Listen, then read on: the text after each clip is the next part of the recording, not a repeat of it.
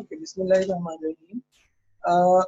Next जो हम लोग स्टार्ट करने लगे हैं, हमारा कैट का नेक्स्ट चैप्टर है बायोटेक्नोलॉजी। सेकेंड ईयर में अगर आप जाएंगे तो चैप्टर 23 बनता है। और इसके अंदर जो है वो आपकी बहुत सारी चीज़ें हैं जो कि याद रखनी है। इसमें जो है हमारे पास जो कोर्स कंटेंट हमें कवर करना है यूएचएस के अकॉर्डिंग, वो हमारे पास जो दिया हुआ है उन्हें रिकॉम्बिनेंट डीएनए टेक्नोलॉजी या जेनेटिक इंजीनियरिंग, ठीक हो गया, ये आ रहा है। उसके बाद principle of recombinant DNA technology and its application, ठीक है, ये एक ही टॉपिक है, ठीक है। इसके अंदर जो है हमारे पास पूरा का पूरा रिकॉम्बिनेंट डीएनए टेक्नोलॉजी का मेथडोलॉजी जो है वो आ जाती है कि जेनेटिक इंजीनियरिंग किस तरह से की जाती है। उसके बाद एक टॉपिक सीसीआर का है, फिर जेल इलेक्ट्रोफोरेसिस का है, और देन एक टॉपिक डीएनए एनालिसिस या फिंगर प्रिंटिंग का जो हमारे पास है वो आ जाता है, ठीक हो गया। और उसके बाद जीन थेरेपी भी है, और transgenic organism, bacteria, plants and animal जो है वो शामिल है। इसमें मैक्सिमम हद तक जो है वो चैप्टर आपका कवर हो रहा है, और आपने पूरे के पूरे चैप्टर को वो स्टडी है वो कवर करनी है। आप लेक्चर भी अटेंड कर लेंगे तो होपफुली आपके इंशाल्लाह ये सारा कुछ ही कवर हो जाएगा। कुछ चीज़ें हैं जो एक दो इक्का दुक्का जो है वो थोड़ा सा जो है वो बताऊंगा, ठीक है, तो वो आपने जो है वो याद रख लेंगे। अच्छा जी, तो हम लोग स्टार्ट करते हैं। हमारे पास रिकॉम्बिनेंट डीएनए टेक्नोलॉजी, ठीक है, क्या होती है, किस तरह से होती है, ठीक है। तो नेक्स्ट मैं इसको लेके जाता हूँ यहाँ पे। अच्छा जी, तो फर्स्ट हमारा जो आ रहा है रिकॉम्बिनेंट डीएनए टेक्नोलॉजी, ठीक हो गया। अच्छा, रिकॉम्बिनेंट डीएनए टेक्नोलॉजी की अगर हम बात करते हैं, ठीक है, तो हमारे पास एक बात याद रखनी है, इन शॉर्ट इसको हम आरडीटी कह देते हैं, आपने शॉर्ट टर्म्स भी इसकी याद रखनी है, ठीक हो गया। रिकॉम्बिनेंट डीएनए टेक्नोलॉजी, बायोटेक्नोलॉजी की अगर हम इसको बिफोर आगे स्टडी करने से पहले अगर हम बायोटेक्नोलॉजी की थोड़ा सा बैकग्राउंड देख लें, तो आपको आइडिया है कि हमारे पास जो जो लिविंग ऑर्गेनिजम्स हैं, अगर हम इसकी डेफिनेशन देखेंगे तो आपको पता है, हम इसको प्रॉपर्ली स्टार्ट से डिफाइन करते आ रहे हैं कि हमारे पास यूजेज है किस चीज का, ठीक है, usages of microbes for welfare of mankind, ठीक है। यानी जो आप कह सकते हैं कि जो ह्यूमन है उनकी वेलफेयर के लिए हमारे पास जो है वो आप कह सकते हैं, या एनिमल्स को माइक्रोब्स की यूटिलाइजेशन की जाती है, और उससे क्या होता है, नंबर ऑफ आप कह सकते हैं कि डिफरेंट प्रोडक्ट्स जो है, या डिफरेंट एनिमल्स कह सकते हैं, प्लांट्स कह सकते हैं, जो है वो क्या है बनाई जाती है। जिस तरह ये इसमें लिखा भी हुआ है, transgenic bacteria, plants and animals, ठीक हो गया। इसी तरह जीन थेरेपी में, यानी आपको पता है कि फॉल्टी जीन अगर हमारे पास मौजूद है किसी पर्सन के अंदर, और उसको ट्रीट करना, उसको ठीक करना, हमारे पास जो है ये क्या हो जाएगा, जीन थेरेपी। ये सारी ट्रांसजेनिक बैक्टीरिया हमारे पास है। यानी ये ट्रांसजेनिक बैक्टीरिया एक्चुअल में, या जो अदर ये जो ट्रांसजेनिक है, ये कार्य क्या रहे हैं, ठीक है।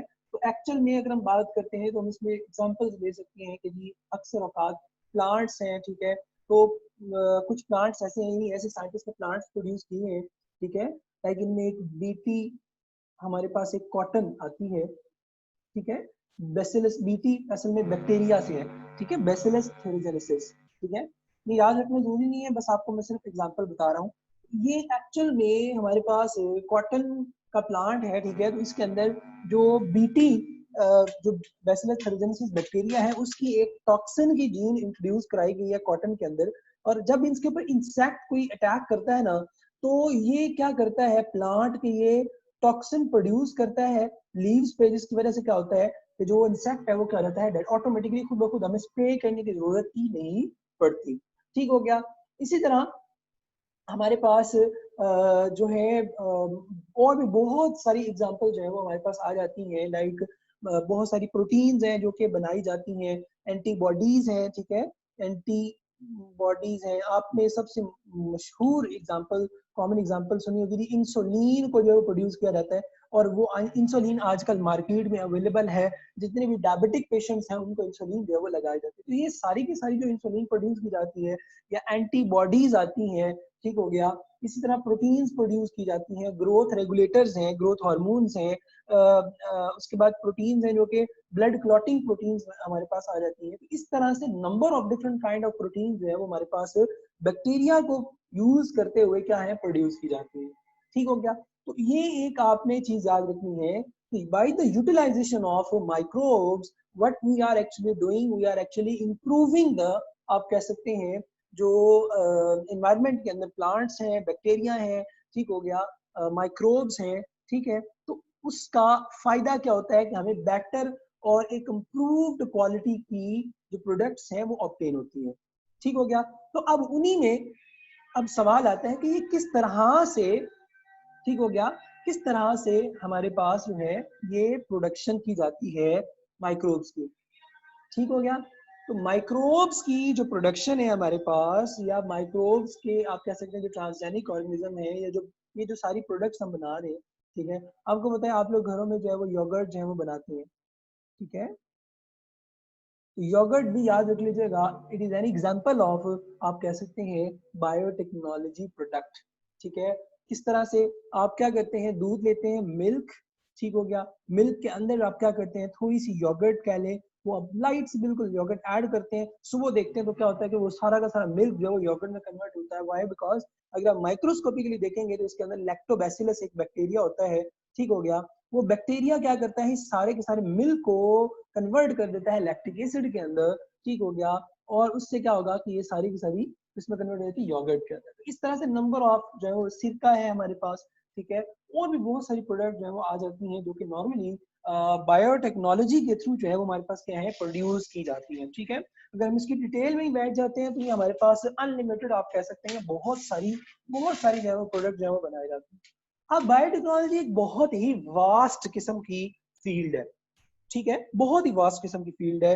यानी आप कह सकते हैं कि इसके अंदर बहुत सारी चीजें आती हैं। इसके अंदर प्लांट्स के ऊपर आप स्टडी कर सकते हैं, बैक्टीरिया के ऊपर स्टडी कर सकते हैं, एनिमल्स।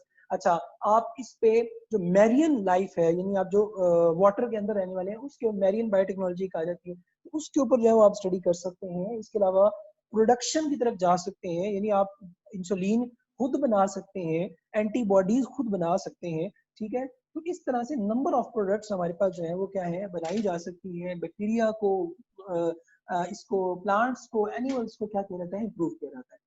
उन्हीं में से, यानी वो जो हमने टेक्निक्स की बात की है, ठीक है ना, बायोटेक है, तो बायो लिविंग है, टेक्नोलॉजी यानी टेक्निक्स का यूजेज है।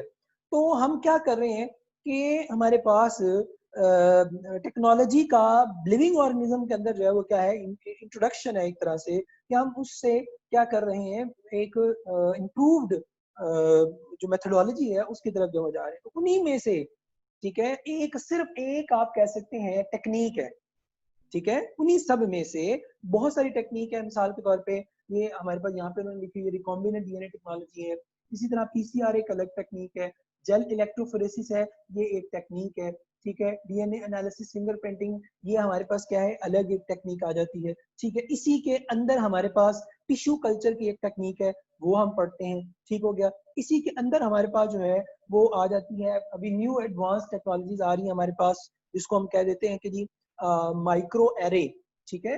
ये लेवल्स के अंदर नॉर्मली जो है वो पढ़ाया जाता है, माइक्रो एरे। ये सिर्फ आपने वर्ड्स याद रखने हैं, मैं आपको बता रहा हूँ कि इसमें टेक्निक्स कौन कौन। इसी तरह हमारे पास क्रिस्पर है, क्रिस्पर एक हमारे पास टेक्निक है जिसके अंदर बहुत सारी जो है वो एडवांसमेंट जो है वो अभी तक कंटिन्यू हुई जा रही है, ठीक हो गया। इसी तरह हमारे पास विग्स है, ठीक है, वायरस इंड्यूस जीन साइलेंसिंग है, ठीक है। इस तरह से और भी बहुत सारी मतलब अनलिमिटेड टेक्निक्स जो है वो इस बायोटेक्नोलॉजी के अंदर जो है वो क्या है इंट्रोड्यूस करवाई जा चुकी है। तो इन्हीं सब में से हम सिर्फ और सिर्फ एक जो टेक्निक है ना, recombinant DNA technology, genetic engineering, एक टेक्निक है ये, सिर्फ एक सिंपल उस टेक्निक की थोड़ी सी इंट्रोडक्शन करेंगे, ठीक है। बट यहाँ पे थोड़ी सी मतलब इतनी ज्यादा डिटेल नहीं है, और आप लोगों के लिए ज़ाहिर एक नई किस्म की जो है वो आ जाती हैं चीजें, तो इसलिए आपको मे बी इसका इंट्रोडक्शन ही बहुत ज्यादा लगे, ठीक हो गया। तो हम प्रॉपरली आगे स्टार्ट करते हैं कि रिकॉम्बिनेंट डीएनए टेक्नोलॉजी है क्या, ठीक है, इसका पर्पस क्या है, क्यों करते हैं, किस तरह से की जा रही होती है, ठीक हो गया। तो let's start recombinant DNA technology, ठीक हो गया। तो रिकॉम्बिनेंट डीएनए टेक्नोलॉजी को अगर हम डिफाइन करना चाहें तो हम ये कह सकते हैं कि जी सिंपली द टेक्निक है जिसके अंदर हम क्या करते हैं, ठीक है, सिंथेसाइज रिकॉम्बिनेंट डीएनए। अब रिकॉम्बिनेंट डीएनए का मतलब क्या है कि हमारे पास दो डिफरेंट कैटेगरी रिकॉम्बिनेंट डीएनए हमेशा याद रखना दो डिफरेंट सोर्सेस से हमारे पास जो है वो आता है, ठीक हो गया। रिकॉम्बिनेंट डीएनए क्या होगा, ऑलवेज बी फ्रॉम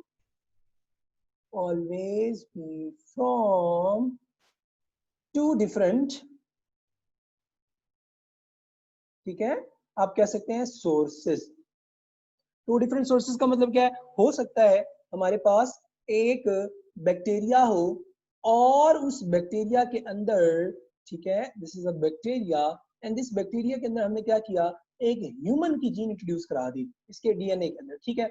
अब इसके डीएनए के अंदर ह्यूमन की जीन मौजूद है, इसका मतलब क्या हुआ, ये जो इसका डीएनए है इसमें इसका अपना डीएनए भी है और ह्यूमन जीन भी मौजूद है, ह्यूमन जीन भी है प्लस हमारे पास बैक्टीरियल डीएनए, ठीक हो गया। ये कलेक्टिवली ये जो है इसको हम क्या कहेंगे, रिकॉम्बिनेंट डीएनए, ठीक हो गया। और ये जो बैक्टीरिया होगा इस बैक्टीरिया को हम क्या कहेंगे, ट्रांसजेनिक बैक्टीरिया। इसी तरह अगर ह्यूमन है, ह्यूमन के अंदर हम जो है वो किसी दूसरे एनिमल की, बर्ड की लाइक कह सकते हैं जीन इंट्रोड्यूस करा देते हैं, या प्लांट है तो प्लांट में हम ह्यूमन की जीन इंट्रोड्यूस करा देते हैं, तो वो प्लांट क्या होगा, ट्रांसजेनिक, और उसका जो डीएनए होगा वो रिकॉम्बिनेंट डीएनए जो है वो कंसीडर किया जाएगा, ठीक है। ये आपने याद रखना है हमारे पास। अब ये क्वेश्चन ये आता है कि जी ये जो रिकॉम्बिनेंट डीएनए है हमारे पास, ठीक है, ये किस तरह से बनाया जाता है। सबसे इंपॉर्टेंट क्वेश्चन आ गया कि जी रिकॉम्बिनेंट डीएनए से किस तरह से प्रोडक्शन की जाती है। इससे पहले दो एक बड़े ही इंपॉर्टेंट एमसीक्यू जो है वो आते हैं, ठीक है, तो वो मैं यहाँ पे पहले डिस्कस कर लेता हूँ, ठीक है। याद रखना है कि ये जो रिकॉम्बिनेंट डीएनए इसको हम आप सिंपली कह सकते हैं कि it is actually derived from cloning of gene. Now what is cloning of the gene? Cloning क्या होती है आपको पता है कि सेम हूबहू, ठीक है, सेम हूबहू जो हमारे पास सोर्स से हमने ओब्टेन की हुई चीज है उसी तरह की चीज है वो प्रोड्यूस करना। मिसाल के तौर पे डॉली शीप के बारे में आपने सुना होगा, क्लोन के थ्रू, क्लोनिंग के थ्रू है वो क्या है बनाई जाती है। तो क्लोनिंग ऑफ जीन, एक जीन की क्लोनिंग है हमारे पास, कोई भी एक, ये हमारे पास लेट्स सपोज मैं कहता हूँ कि मेरे पास ये डीएनए है और इस डीएनए के अंदर ये एक जीन है, तो हम इसकी हूबहू copy same to same ditto copy बना लेते हैं, तो ये क्या होगी, क्लोनिंग ऑफ द जीन। अगर हम ऑर्गेनिज्म की करते हैं उसे हम क्लोनिंग ऑफ ऑर्गेनिज्म कह देंगे, सिंपल। तो क्लोनिंग एक वास्ट टर्म है, जनरलाइज्ड टर्म है। याद रखना हमारे पास अगर हम larger quantity of gene produce करना चाहते हैं, ठीक है, अगर हम लार्जर क्वांटिटी ऑफ,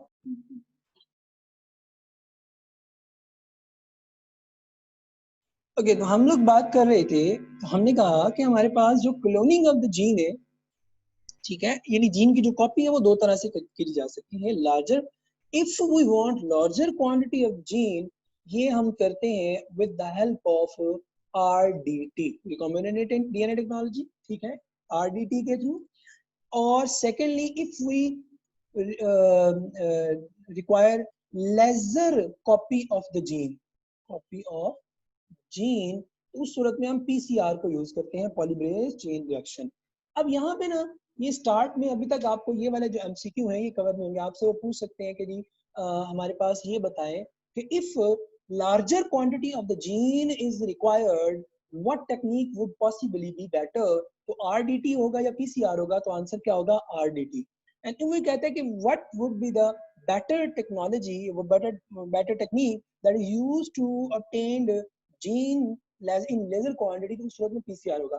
अब ये दोनों आपस में कंपैरिजन में है, क्यों, क्योंकि याद रख लीजिएगा कि पीसीआर की अगर हम बात करेंगे तो पीसीआर के अंदर भी हम millions copy of the gene बनाते हैं, बट आरडीटी के मुकाबले में पीसीआर के अंदर जो जीन्स बनती हैं वो कम कॉपी बनती हैं, आरडीटी के अंदर कॉपीज जो है वो हमारे पास ज्यादा बनती है। अब ये जो प्रूफ है इस चीज का, जब हम आरडीटी कंप्लीट पढ़ लेंगे ना, तब आपको पता चलेगा कि ये किस तरह से आरडीटी के अंदर जीन्स ज्यादा बनती हैं और पीसीआर के अंदर जीन्स जो है हमारे पास जो है वो एज कंपैरिजन टू आरडीटी कम बनती है। ये क्वेश्चन जो है वो आप लोगों ने माइंड में रखना है, ठीक है। वह कंप्लीट आरडीटी एंड पीसीआर जब दोनों पढ़ लेंगे तो फिर आपको कंपैरिजन में कराऊंगा, तो फिर आपको पता चल जाएगा कि किस तरह से हमारे पास जो है ये पॉसिबल है। नाउ अब हमारे पास जो दूसरी बड़ी ही इंपॉर्टेंट चीज आ रही है, ये दोनों एक तो इंपॉर्टेंट ये दोनों एमसीक्यू एक्चुअल में एमटी टेस्ट में आ चुके हैं, पूछे जा चुके हैं, ये आपको यहाँ देखने हैं। अच्छा, अब नेक्स्ट हम मूव करते हैं हमारे पास, ठीक है। और वो क्या है कि जो हम बात कर रहे थे, हमने पहले आरडीटी को पढ़ना स्टार्ट किया था यहाँ से, ठीक है। तो अगर हम आरडीटी की बात करते हैं तो याद रखना है आरडीटी के अंदर हमारे पास यानी रिकॉम्बिनेंट डीएनए टेक्नोलॉजी है, उसको हम किस तरह से परफॉर्म कर सकते हैं, यानी किस तरह से होता है ये सारा। तो उसमें मैं एक हिरारकी छोटी सी लिखने लगा हूँ, इसको नोट भी कर लीजिएगा, देख लीजिएगा। सबसे पहले आता है GOI, उसके बाद नेक्स्ट हम मूव करते हैं मॉलिक्यूलर सीजर्स, देन हमारे पास जो है वो आ जाता है मॉलिक्यूलर कैरियर्स, ठीक हो गया, या इसको हम vector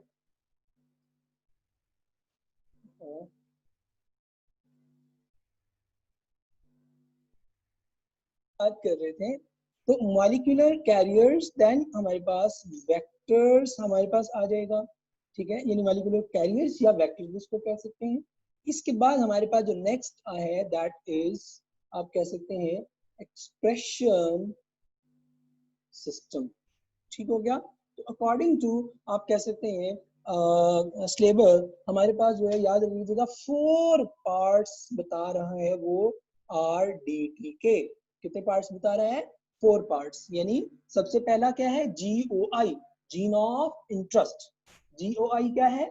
gene of interest, GOI gene of interest. Molecular scissors क्या होती हैं?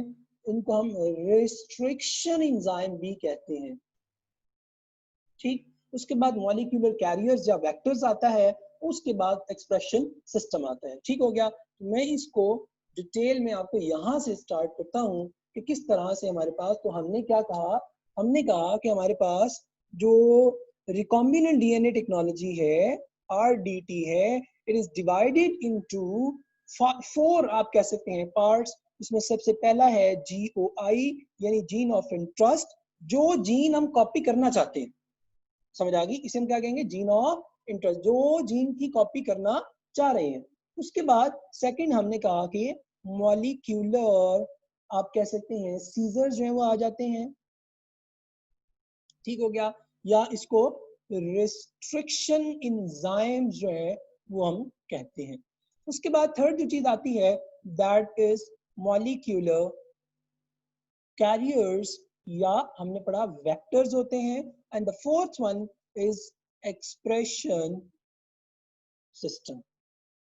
अब यहाँ पे ये जो 4 चीजें आपको बताई गई हैं, ठीक है, ये जो 4 चीजें बताई गई हैं हमारे पास, ठीक है, वो आ जाती हैं, आपकी याद रख लीजिएगा, इसी रीजन के अंदर की किस तरह से हमारे पास जो है वो ऑब्टेन होती है, किस तरह से आ जाता है, ठीक हो गया। अच्छा, इसमें एक और जो चीज आती होती है मॉलिक्यूलर ग्लू। अब मॉलिक्यूलर ग्लू वैसे तो 5th पार्ट है, ठीक है, मगर हम जो है उसको इसी के अंदर ही आप कह सकते हैं कि कंसीडर कर लेते हैं इन्हीं चारों टेक्निक्स के अंदर, ठीक है। वैसे तो 5 होती हैं बाय द वे, ठीक है, मॉलिक्यूलर जो ग्लू है वो 5th है, मगर अब सिलेबस में यूएचएस के अंदर जो नॉर्मल पूछा जाता है कि आरडीटी के कितने स्टेप्स हैं, तो अब बुक में 4 दिए हुए, तो आपको इसीलिए मैंने यहाँ पे 4 बताए हैं और आपको 4 इन 4 को ही फॉलो करना पड़ता है। अच्छा, अब जरा देखिएगा, अंडरस्टैंड करिएगा हमारे पास कि ये किस तरह से ये सारा जो है वो प्रोसेस जो है वो चल रहा होता है। सबसे पहले बात करते हैं GOI की। मैं एक एक को पहले पढ़ाऊंगा, एक एक को पहले बताऊंगा। पहले GOI को डिस्कस करेंगे, फिर मॉलिक्यूलर सीजर को डिस्कस करेंगे, फिर मॉलिक्यूलर कैरियर को डिस्कस करेंगे, फिर एक्सप्रेशन सिस्टम को, और फिर हम क्या करेंगे, इन सब को इकट्ठा कर देंगे और हमारे पास क्या बन जाएगी, हमारी आरडीटी जो है वो बन जाएगी। Now let's start with GOI। GOI हमारे पास यानी जीन ऑफ इंटरेस्ट, वो कहता है, पहला क्वेश्चन ही आपसे पूछता है कि जी what are the possible ways या how to get the gene, ठीक है, how to get the gene. याद रखना हमारे पास जीन को ऑब्टेन करने के कितने मेथड है। पहला क्वेश्चन आपसे पूछता है जी 1 2 3 4, तो आंसर क्या होगा हमारे पास 3 वेज है जिनके थ्रू पॉसिबली हम जीन्स को जो है वो क्या करते हैं ऑब्टेन करते हैं। ठीक हो गया। अच्छा सबसे पहले अब आपको खुद थोड़ा सोचना चाहिए कि अगर मैं चाहता हूँ या मैं अगर आपसे पूछ भी लेता हूँ कि जी ये डिस्कस करें जरा कि जो जीन हमारे पास है, ठीक है, लेट्स सपोज मैं कहता हूं कि मेरे पास जो है ये है सेल, ठीक हो गया, और ये है मेरे पास न्यूक्लियस। अब न्यूक्लियस के अंदर डीएनए वगैरह पड़ा हुआ है, मैं कहता हूँ यार मुझे जीन चाहिए, ठीक है, मैं कहता हूँ मुझे जीन चाहिए, how I can get the gene. Obviously सी बात है, आपको पता है कि भाई ये न्यूक्लियस के अंदर डीएनए पड़ा हुआ है, तो जाके डीएनए से ले लो, सीधी सी बात है। ठीक हो गया, नंबर 1। नंबर 2, आपको पता है कि डीएनए बनाता है मैसेंजर आरएनए, और मैसेंजर आरएनए प्योर कॉपी है किसकी, जीन की। जो जीन आपको पता है मैसेंजर आरएनए ने आना होता है साइटोप्लाज्म के अंदर, उसके बाद इसने राइबोसोम के साथ मिलकर क्या बनानी होती है, प्रोटीन बनानी होती है। तो एक्चुअल में ये जो मैसेंजर आरएनए है ये प्योर फॉर्म होती है जीन की। दो वेज तो हमें ये पता चल गए। थर्ड वे हमारे पास होता है कि if you are able you can synthesize that gene by your own. ठीक हो गया, तो 3 मेथड्स हमारे पास जो है वो आ गए, ठीक है। तो फर्स्ट मेथड हमने क्या कहा कि जी आप एक काम करें, get it from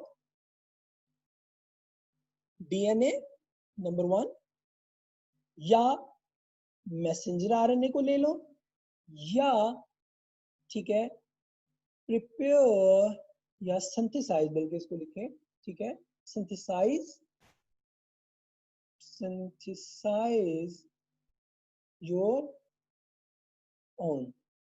now the question may rise, ठीक है, when we get gene from DNA, यानी डायरेक्ट न्यूक्लियस से क्रोमो, आपको पता है डीएनए एक्चुअल में न्यूक्लियस के अंदर क्रोमोसोम के अंदर जो है वो हमारे पास एग्जिस्ट कर रहा होता है, तो उसके अंदर हमारे पास क्रोमोसोम से हमने डीएनए से जीन निकालनी होती है। तो हमारे पास अब क्या होगा, get it from the DNA, यानी डीएनए से हम उसको ऑब्टेन करेंगे, नंबर 1, ठीक। अब क्वेश्चन ये आता है कि जी भाई आप डीएनए से जो है वो कैसे ऑब्टेन करेंगे, क्या वजह है। इसी तरह जो मैसेंजर आरएनए है या जो सिंथेसाइज है, यानी इसमें भी फर्दर रिस्ट्रिक्शंस हैं। ठीक हो गया, इसमें भी फर्दर क्या हमारे पास है, रिस्ट्रिक्शंस है। और वो रिस्ट्रिक्शंस क्या है, वो कहता है कि जी जब आपने, याद रखना है कि जब आपके पास जीन जो है, ठीक है, यानी अगर जीन हमारे पास स्मॉलर क्वांटिटी में है, ये भी एंटी टेस्ट में एमसीक्यू है कि if you have smaller gene, ठीक है, if you have smaller gene size, what method would be better to use to get the gene, यानी जीन को ऑब्टेन करने का सबसे बेस्ट मेथड क्या होगा, और उसमें ऑप्शन दे देता है वो डीएनए है, मैसेंजर आरएनए या सिंथेसाइज बाय योर ओन है, या ऑप्शन दे देता है हमारे पास नॉन ऑफ देम। ठीक हो गया, मैं सिर्फ एक एमसीक्यू यहाँ लिखता हूँ, ठीक है, आपने इसको नेक्स्ट पे लिख देता हूँ यहाँ पे कि which method will be used to get the gene, ठीक हो गया, that is smaller in size। ठीक हो गया, तो ऑप्शन में वो हमारे पास जो है वो दे देता है डीएनए, बीटा दे देता है हमारे पास मैसेंजर आरएनए। ठीक हो गया, ठीक हो गया। इसी तरह चार्ली वो दे देता है आपको आपका है सिंथेसिस या आर्टिफिशियल सिंथेसिस। ठीक हो गया, और डेल्टा कहता है नॉन, तो आंसर उसमें हमारे पास क्या होना चाहिए, सिंथेसिस। ठीक हो गया, तो ये एक एमसीक्यू था जो आपने याद रखना है। इसी तरह अगर मैसेंजर आरएनए के हवाले से कहते हैं वो कि व्हेन मैसेंजर आरएनए जो है हमारे पास, या किस कब जो है हम यूज करते हैं, तो उसमें याद रख लीजिएगा सबसे ज्यादा इन तीनों में से जो एमसीक्यू पूछा जाता है वो कहते हैं कॉमनली यूज्ड मेथड, ठीक है, कॉमनली यूज्ड मेथड कौन सा है जीन को ऑब्टेन करने का, सिंथेसिस है।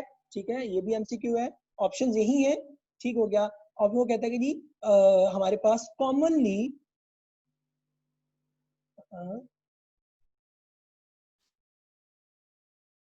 Used method to get the gene.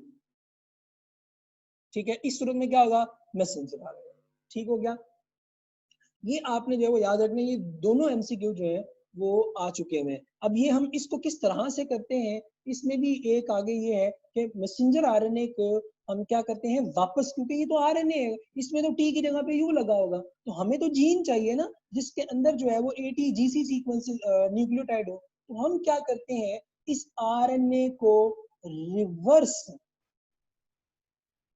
ठीक है, रिवर्स ट्रांसक्रिप्शन करके इस आरएनए से बना लेते हैं डीएनए।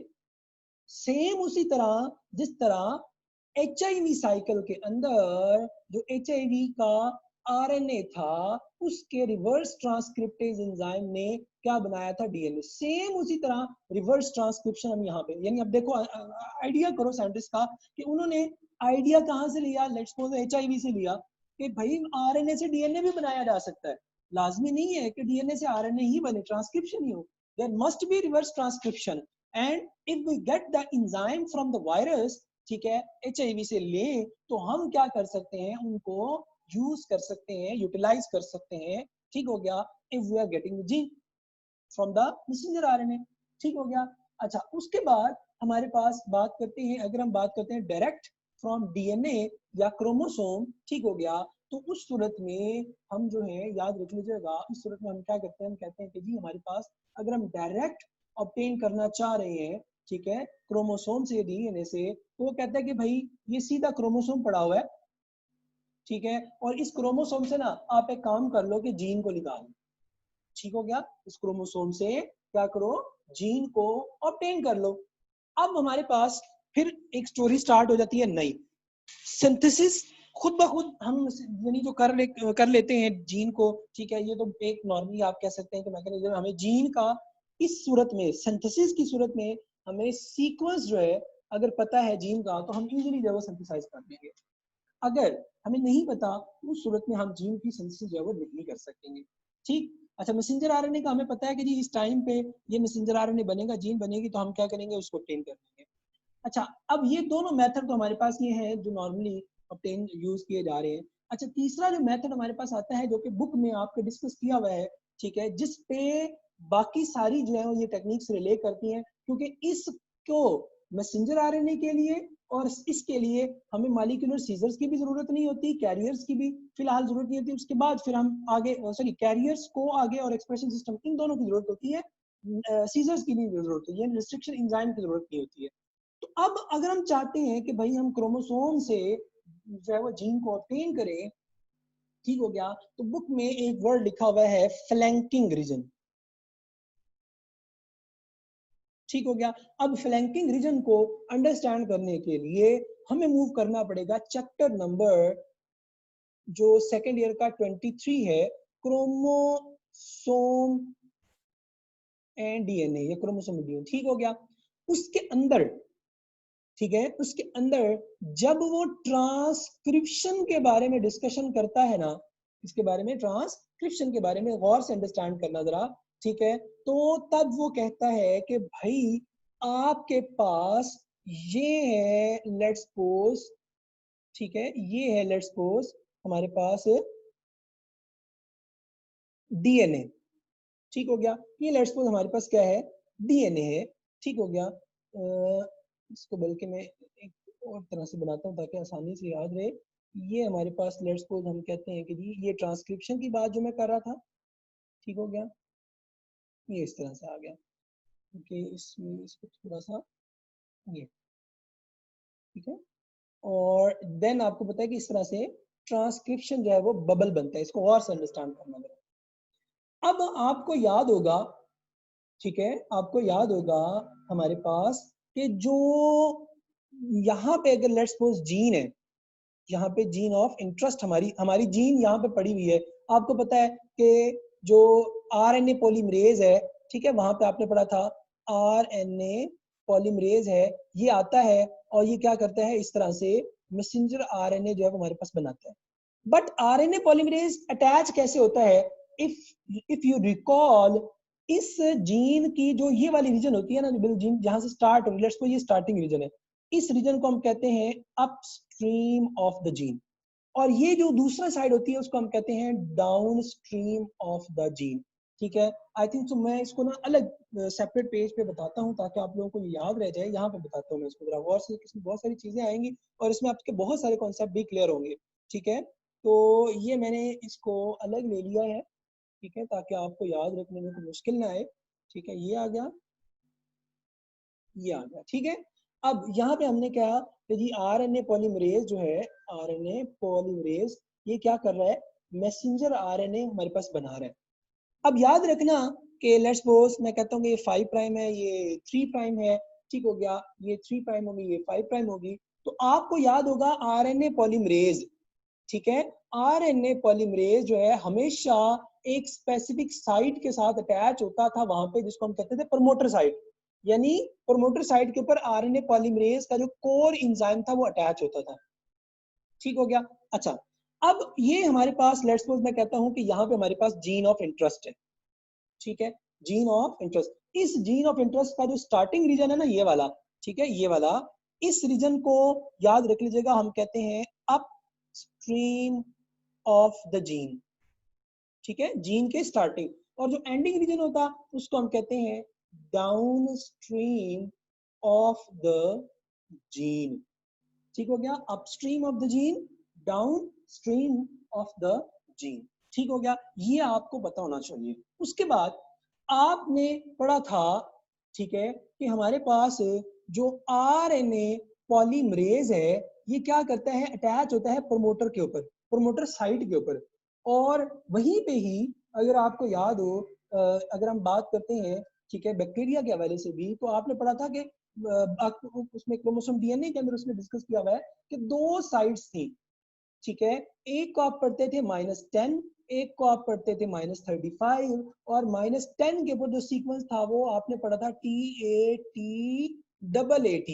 ठीक है, और जो अगर हम बात करते हैं -35, इसकी अगर हम बात करेंगे तो यहाँ पे आपने सीक्वेंस पढ़ा था TTGACA। ठीक हो गया। अब ये जो सीक्वेंस है, these are example of promoter sites, ठीक है, these are what, examples of promoter site. की होती क्या है, लेट्स सपोज जहां से जीन स्टार्ट होती है, मैं कहता हूं कि यहां से जीन स्टार्ट होती है, जहां से जीन स्टार्ट होती है ना उसको हम +1 कंसीडर करते हैं। यानी जीन क्या है, इट्स जीन क्या है, जीन याद रख लीजिएगा पार्ट ऑफ डीएनए है, ठीक है, जीन क्या है, gene is part of DNA. अब gene is part of DNA, ठीक है, तो जीन जहां से शुरू हो रही है ना, अब डीएनए में क्या होता है आपको पता है, ATGC, इस तरह सो ऑन, इसके कॉम्प्लीमेंट्री क्या होता है, TACGGG, इस तरह से सो ऑन। तो ये एक, इसमें मैं कहता हूं कि जी मेरे पास जो है ना यहाँ से जीन स्टार्ट हो रही है, किससे, जी से, लेट्स सपोज ये जीन है, तो ये जो पहला न्यूक्लियोटाइड है जी, इसको हम कंसीडर करेंगे +1। तो मैं यहाँ पे कहता हूँ कि जी मेरे पास जो है लेट्स सपोज यहाँ पे जीन का पहला सीक्वेंस है, ठीक हो गया। इससे मैं अगर बिहाइंड, इससे पीछे 10 न्यूक्लियोटाइड पीछे मूव करूंगा तो मुझे ये वाला सीक्वेंस जो है नजर आएगा, कौन सा वाला, ये वाला, यानी मैं 10 न्यूक्लियोटाइड पीछे आऊंगा ना, इस तरह बैकवर्ड आऊँ 10 न्यूक्लियोटाइड, तो मुझे यहाँ पे एक सीक्वेंस नजर आता है और वो है TAT। अगर 35 न्यूक्लियोटाइड पीछे आऊं तो उसको हम उसमें हम इसको कंसीडर करते हैं TTGACA। ठीक हो गया, इसको हम -35 कह देते हैं, इसको हम -10 जो है वो कह देते हैं। अब मेरे पास ये जो +1 से पहले आ रहा है, ये दोनों जो जगह हैं, ये दोनों जो जगह हैं, इसको हम कहते हैं प्रमोटर साइट, इसे हम क्या कहते हैं, प्रमोटर साइट्स। ये 2 प्रमोटर साइट है, ये प्रोकैरियोट के अंदर है, यूकैरियोट के अंदर अगर आपको याद हो तो -25 और -75 था। ठीक हो गया, ये आपने जो याद रखना है। अब ये जो अपस्ट्रीम रीजन है ना, इसको हम कहते हैं फ्लैंकिंग साइट्स। ठीक हो गया, इसको हम क्या कहते हैं, फ्लैंकिंग साइट। अब हमने जीन ऑब्टेन करनी है, मैं कहता हूं हमारी जीन जो है ना यहां से स्टार्ट होती है और यहां तक हमारी जीन है, इस डीएनए के ऊपर, ठीक है, दिस इज द डीएनए, इस डीएनए के ऊपर हमारी जीन यहां से शुरू होती है और यहाँ पे एंड हो जाती है। तो इस जीन से पहले ये सारा का सारा क्या है, फ्लैंकिंग साइट है, जिसके अंदर प्रमोटर है और प्रमोटर के अंदर ये सीक्वेंसेस है, और उसके बाद ये हमारे पास क्या है, डाउनस्ट्रीम है। ठीक हो गया। अच्छा, इसके बाद डाउनस्ट्रीम की अगर हम बात करेंगे तो हमारे पास क्या होता है कि आपको पता है कि मैसेंजर आरएनए ये वहां पे आपने पढ़ा था कि इसके आखिर में ए पॉली ए टेल होती है, जिसका मतलब है कि जो डीएनए है उसके ऊपर जो है वो T T T T T T T T इस तरह से ना बहुत सारे सीक्वेंसेस मौजूद होने चाहिए। क्यों? क्योंकि मैसेंजर आरएनए ने जब हमारे पास बनानी है तो उस सूरत में क्या होगा कि ठीक है, मैसेंजर आरएनए ने जब हमारे पास बनाना है, मैसेंजर आरएनए बनना है, तो उसमें क्या होता है आपको पता है कि 5 प्राइम के ऊपर पॉली ए टेल लगी होती, सॉरी लगा होता है, कैप लगी होती है। ठीक हो गया, क्या लगी होती है? 7 मिथाइल जीटीपी। ये आगे भी आएगा क्रोमोसोम के अंदर, रिवाइज भी करूंगा वहां पे भी, इसलिए परेशान नहीं होना। ठीक है, यहाँ पे मैं आपको इसलिए बता रहा हूँ ताकि जब मैं वहां पढ़ाऊं क्रोमोसोम डीएनए के अंदर तो आपको वहां पे मुश्किल ना लगे। ठीक है, अच्छा, ताकि यहाँ का भी कॉन्सेप्ट क्लियर हो जाए और वहां का भी। अब ये हमारे पास है मैसेंजर आरएनए। नाउ अब ये मैसेंजर आरएनए है, इसके स्टार्ट में क्या है? 7 मिथाइल जीटीपी, एंड पे क्या है? Poly A tail. ठीक हो गया, ये कब बनना है? जब ट्रांसक्रिप्शन होनी है यहाँ से।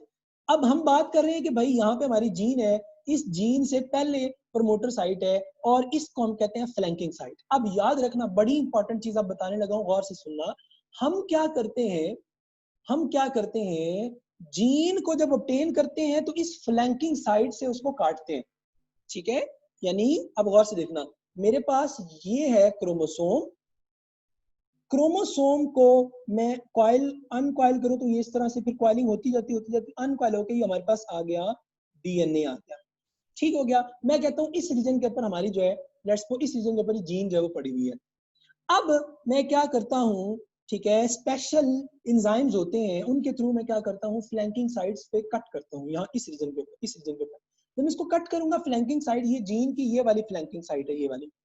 तो एक्चुअल में हम क्या करते हैं, जब हमने क्रोमोसोम से जीन को काटना होता है ना, तो हम फ्लैंकिंग साइट्स को यूज करते हैं, यहां से कट काट लेते हैं, जीन को काट लेते हैं, और इधर से इस रीजन से जीन को काट लेते हैं यहाँ। अब ये हमारे पास जो है वो जीन हमारी क्या होगी, हमें ऑब्टेन होगी।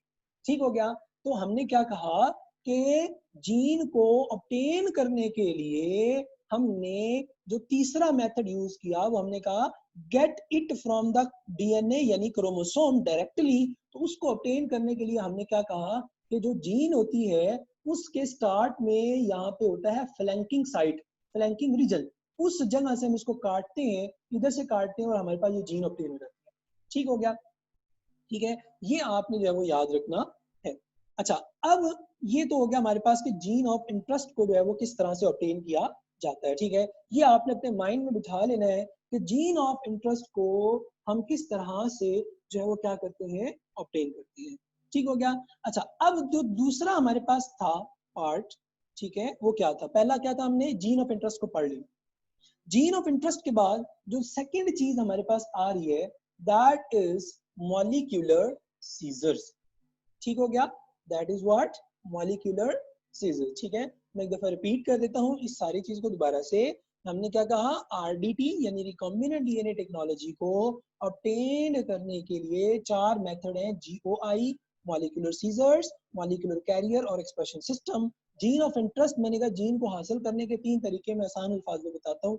एक है खुद बना लो, दूसरा मैसेंजर आरएनए से ले लो, तीसरा डीएनए क्रोमोसोम से ले लो। अब आपने उसको डीएनए क्रोमोसोम से लेना है तो उसके लिए आपको भाई ये सारी चीजें माइंड में रखनी पड़ेंगी। और ये सारी चीजें कब माइंड में होंगी, जब आपको क्रोमोसोम और डीएनए वाला चैप्टर याद होगा। समझ आ गई इस बात की? इसमें मैंने क्या बताया कि जीन के स्टार्ट में यानी ये रीजन होता है, इसको हम एक और नाम भी दे देते हैं, गौर से सुनना, एक और नाम बताने लगा हूं। ठीक है, यूटीआर। इस यूटीआर का मतलब क्या होता है? ठीक है, इसको हम कहते हैं, यूटीआर को हम कहते हैं अनट्रांसलेटेड रीजन। अनट्रांसलेटेड रीजन यानी ये वो रीजन है जो कि अनट्रांसलेटेड है। इसकी अब आपको पता है ना कि इस जो मैसेंजर आरएनए बना है, इस मैसेंजर आरएनए की आगे जाके प्रोटीन बननी होती है। प्रोटीन का बनना क्या, ट्रांसलेशन। इस पोर्शन की प्रोटीन नहीं बनती, इस पोर्शन की प्रोटीन नहीं बनती। प्रोटीन किसकी बनती है? ये जिसकी जीन होती है, इसलिए इसको हम अनट्रांसलेटेड रीजन भी कहते हैं। इसका मतलब क्या हुआ, फ्लैंकिंग साइट का दूसरा नाम क्या है, अनट्रांसलेटेड रीजन। तीसरा नाम क्या है, अपस्ट्रीम ऑफ द जीन। ठीक हो गया, इसी तरह ये starting upstream of the gene के अंदर यूटीआर है, इसी तरह डाउन स्ट्रीम के अंदर भी यूटीआर होता है, इसे हम कहते हैं अनट्रांसलेटेड रीजन।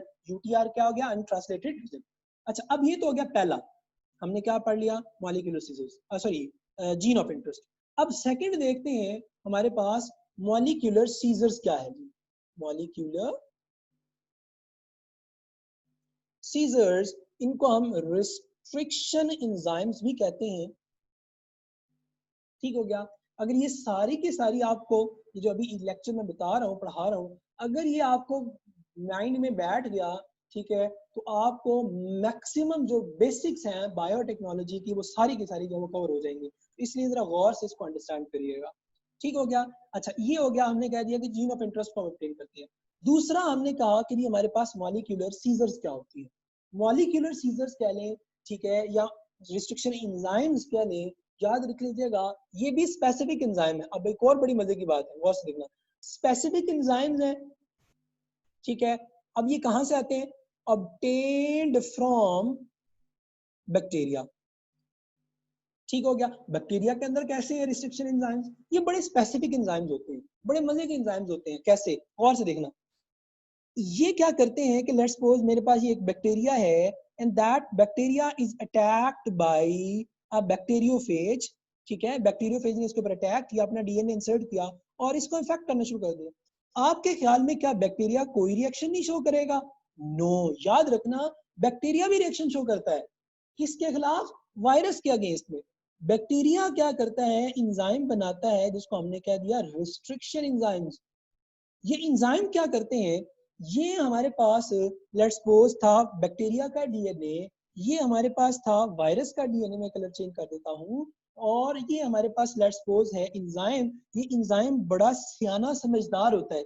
ये क्या करता है, ये जाके ना देखता है कि ये वाला जो सीक्वेंस है ये वायरस का है या बैक्टीरिया का है। अगर ये होगा ना वायरस का, ठीक है, अगर ये वायरस का डीएनए या डीएनए होगा तो इस रिस्ट्रिक्शन एंजाइम ने क्या करना है, इस जो वायरल जो डीएनए उसको काट देना है। तो रिस्ट्रिक्शन एंजाइम क्या करते हैं, cut the viral DNA that attack the bacteria and protect them. कितने मजे की चीज है। अब इस रिस्ट्रिक्शन एंजाइम को साइंटिस्ट ने क्या किया, उठा लिया बैक्टीरिया से। यानी कितने साइंटिस्ट मतलब ही है, अंदाजा करें आप। ठीक है, यानी रिस्ट्रिक्शन एंजाइम ने क्या किया, रिस्ट्रिक्शन एंजाइम्स को बैक्टीरिया से हमने पिक कर लिया, उठा लिया।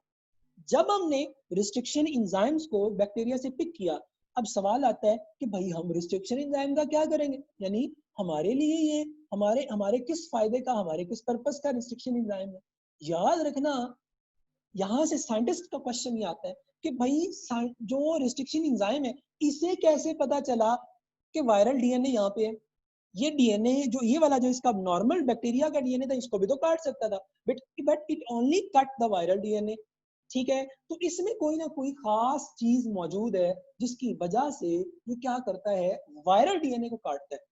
साइंटिस्ट ने क्या किया, इसको लिया और उसके बाद फर्दर इसको जो है इसके ऊपर एक्सपेरिमेंटेशन की, तो पता चला कि रिस्ट्रिक्शन एंजाइम जो है ना ये एक बहुत ज्यादा स्पेसिफिक होते हैं। स्पेसिफिक कैसे होते हैं कि एक सीक्वेंस को ये आइडेंटिफाई करते हैं और उस सीक्वेंस को हम कहते हैं पैलिंड्रोमिक सीक्वेंस। ठीक है, उस सीक्वेंस को हम क्या कहते हैं, पैलिंड्रोमिक सीक्वेंस। क्या कहेंगे इसको, पैलिंड्रोमिक सीक्वेंस। मिसाल के तौर पे मैं आपको एग्जांपल देता हूं and you would get an idea कि किस तरह से हमारे पास ये जो आपका है पैलिंड्रोमिक सीक्वेंस है ये हमारे पास एग्जिस्ट करता है। मिसाल के तौर पे मैं क्या कहता हूं, मैं एक सीक्वेंस लेता हूं GAGGCC। ठीक हो गया। इसी तरह मैं ले लेता हूँ GAAPTC। ठीक है, इसी तरह T ले लेता हूँ, फिर A ले लेता हूँ। ठीक है, इसी तरह से मैं फिर G ले लेता हूँ, C, इस तरह से सो ऑन। इसी तरह अब इसका ये लेट्स सपोज 5 प्राइम है, इस तरह से सो ऑन। ये हमारे पास 3 प्राइम है। अब इसको गौर से सुनना जरा, इसका 3 प्राइम क्या होगा भला, G का ऑपोजिट क्या होता है, G का ऑपोजिट C होगा, इसका T होगा, फिर हमारे पास जो है वो क्या होगा, C होगा, फिर C होगा। ठीक हो गया। इसी तरह G का ऑपोजिट जो है वो हमारे पास क्या आ जाता है, C, इसका ऑपोजिट G आ जाता है हमारे पास, फिर G के ऑपोजिट में क्या आ जाएगा, C आ जाएगा, इसके ऑपोजिट में A आ जाएगा। ठीक है, और उसके बाद हमारे पास A के अगेंस्ट में T आ गया, T के अगेंस्ट में A, A, G, A, T and G. ठीक हो गया। अब ये मेरे पास एक सीक्वेंस है, कोई भी एक सीक्वेंस है, ठीक है, ये एक सीक्वेंस है डीएनए का। अब मैं चाहता हूं कि आपको एंटी टेस्ट में भी पूछ सकते हैं कि भाई ये बताओ कि इसमें पैलिंड्रोमिक सीक्वेंस कौन सा है, ठीक है, आपसे पूछ सकते हैं कि भाई ये बताओ कि इसमें पैलिंड्रोमिक सीक्वेंस आइडेंटिफाई करो, हमें कैसे पता चलेगा? अब हमको पैलिंड्रोमिक सीक्वेंस को आइडेंटिफाई करने के लिए एक बड़ी ही ट्रिक जो है वो अंडरस्टैंड करनी जरूरी है, ठीक है। वो क्या? इस पूरे के अंदर मैं कहता हूँ, ठीक है, इस पूरे सीक्वेंस के अंदर मैं कहता हूँ कि जो जो सीक्वेंस है ना, जो पैलिंड्रोमिक सीक्वेंस है, ये नॉर्मली 4 to 6, ठीक है, आप कह सकते हैं कि उसका होता है 8 तक भी जो है वो इसको कुछ बुक्स में जो वो कंसीडर जो है वो कर लेते हैं, 4 to 8 भी कंसीडर कर लेते हैं। तो यहाँ से 6 न्यूक्लियोसाइड का आपने सीक्वेंस जो है वो क्या करना है, आइडेंटिफाई करना है। ठीक हो गया। तो उसमें याद रख लीजिएगा, यहाँ पे हमारे पास जो आ जाता है, लेट्स सपोज मैं जो है वो ले लेता हूँ इसको, यहाँ देखिए गौर से, मैं कहता हूँ कि बुक में जो एग्जांपल दी हुई है उसी को हम सीक्वेंस को उठाते हैं। अगर मैं कहूँ कि ये देखिएगा, मैं इसको करने लगा, हाईलाइट करने लगा हूँ, मैं कहता हूँ कि ये सीक्वेंस GAATTC, ये मेरे पास क्या है, पैलिंड्रोमिक सीक्वेंस है। ये मेरे पास क्या है, पैलिंड्रोमिक सीक्वेंस है। अब मुझे कैसे पता चला, मैंने इसको सर्कल किया, मुझे कैसे पता चला कि भैया ये पैलिंड्रोमिक सीक्वेंस है? इस पैलिंड्रोमिक सीक्वेंस की एक नेचर पता क्या होती है? मैं इसको बाहर निकालता हूँ, जरा देखना, मैं इसको GAATTC, मैं इसको 5 प्राइम टू 3 प्राइम डायरेक्शन में अगर पढ़ू ना, तो ये होगा GAATTC। अब इसका जो कॉम्प्लीमेंट्री होगा, जब इसका कॉम्प्लीमेंट्री हम बनाएंगे तो याद रखना उसको भी हम सेम इसी एंगल में पढ़ते हैं। कैसे? ये देखो जरा, ये 5 प्राइम है तो क्या होगा, GAATTC। पहले पढ़ी बात या नहीं? तो 5 to 3 डायरेक्शन में पढ़ेंगे ना, वो 5 to 3 डायरेक्शन नीचे वाले फ्रेगमेंट पे पढ़ रहे हो, कॉम्प्लीमेंट्री फ्रेगमेंट पे पढ़ रहे हो, या ऊपर वाले फ्रेगमेंट पे पढ़ रहे हो, दोनों पे एक ही तरह का जो है वो उसको जो है हम क्या करेंगे, कॉल करेंगे। ठीक हो गया। तो अब ये क्या होता है, पैलिंड्रोमिक सीक्वेंस। आप इसको फॉरवर्ड पढ़ें और उसके बाद आप इसको रिवर्स पढ़ें तो वो एक ही आप कह सकते हैं प्रोनाउंसिएशन शो करेगा। ये आपने जो है वो याद रखना है हमारे पास। ठीक हो गया। ये एक ही हमारे पास क्या करता है, प्रोनाउंसिएशन शो करता है। एक तो इसको याद रखने का तरीका ये है। एक और तरीका भी है, वो क्या कि जो पहले अगर 6 न्यूक्लियोटाइड का है ना, तो पहले जो 3 होते हैं ना, जो अगले 3 आने होते हैं वो इसका कॉम्प्लीमेंट्री होते हैं। कैसे? ये देखो GAA, अब इस A का कॉम्प्लीमेंट्री T, इस A का कॉम्प्लीमेंट्री ये वाला T, और इस G का कॉम्प्लीमेंट्री ये वाला C।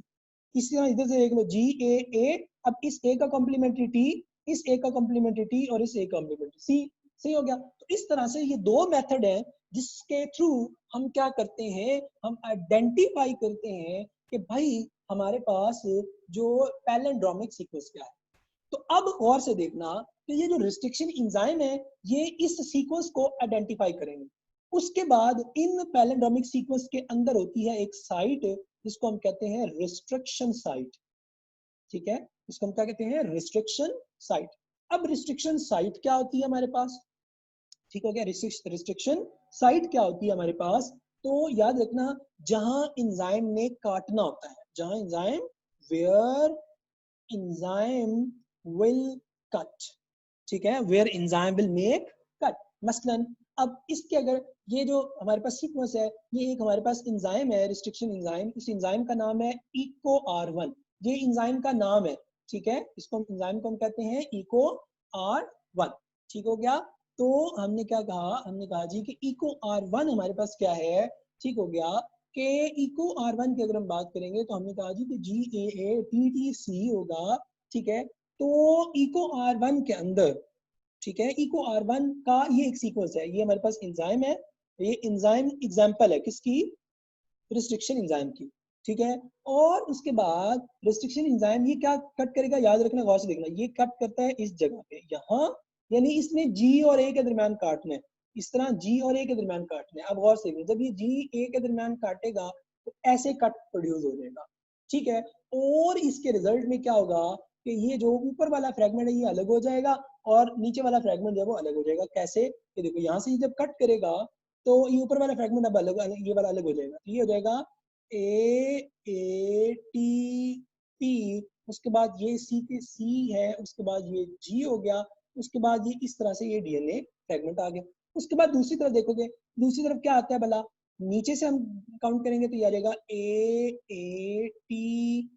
T, उसके बाद C है, और ये C यहाँ से उसने कट किया है, ये आ जाएगा G, और देन ये ऐसे फ्रेगमेंट हो जाएगा। अगर आप इसको देखें तो ये जो हमारे पास रीजन्स बने हैं, ठीक है, ये वाले जो आए हैं, ये A इस T का कॉम्प्लीमेंट्री है, ये T इस A का कॉम्प्लीमेंट्री, ये A इसका है, ये इसका मतलब क्या हुआ कि व्हेन इको R1, ये जो इंजाइम है मैं लिख देता हूं ताकि आप लोग इसको नोट कर लें, ठीक है, when restriction enzyme will make cleavage, they will produce ends, ठीक है, sticky ends, ठीक हो गया। complementary to each